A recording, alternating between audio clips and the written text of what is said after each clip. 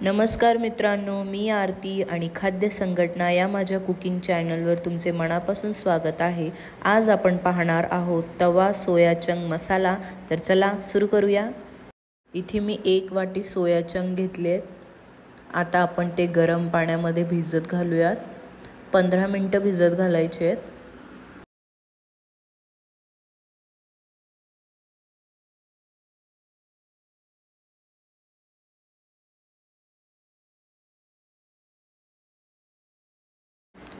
मसाल्याची तयारी करूया। एक कांदा घेतलाय, तो आपण चिरून घेऊया। टोमॅटो घेतलाय, तेही चिरून घेऊयात। 10-12 लसणाच्या पाकळ्या, आल्याचा तुकडा कट करून घेतलाय। तवा ठेवलाय तापायला, त्यात तेल घालूयात आणि कांदा, टोमॅटो, आलं, लसूण एकत्र परतून घ्यायचंय। आता ते आपण मिक्सरला वाटून घेऊयात। अशा पद्धतीने वाटण करायचंय। सोयाबीन छान भिजले आहेत। सोयाबीन असे पिळून काढायचे आहेत व पुन्हा एकदा पाण्यात स्वच्छ धुवून अशा पद्धतीने पिळून काढायचे आहेत। आता त्यात घालूया पाव चमचा हळद, काश्मीरी लाल मिर्च पावडर, याने छान रंग येतो। मिरची पावडर, धनेपूड आणि थोडंसं मीठ घालूयात। हे छान एकत्र करायचंय।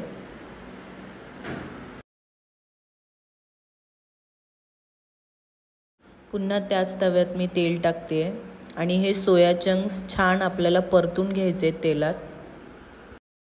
अशा पद्धतीने तुम्ही भाजी करून पहा, खरंच खूप छान लागते। सोया चंक्स आता बाजूला काढून घेऊयात। पुन्हा तव्यात थोडंसं तेल टाकूया, थोडीशी मोहरी, थोडंसं जिरं घालूयात, 5-6 कढीपत्त्याची पानं घालूयात। ते छान तडतडल्यावर मिक्सरवर वाटलेला मसाला आपल्याला त्यात ॲड करायचा आहे। तेलात छान परतून घ्यायचं आहे, तुम्ही पाहू शकता। आता त्यात घालूया थोडीशी हळद, काश्मीरी लाल मिर्च पावडर,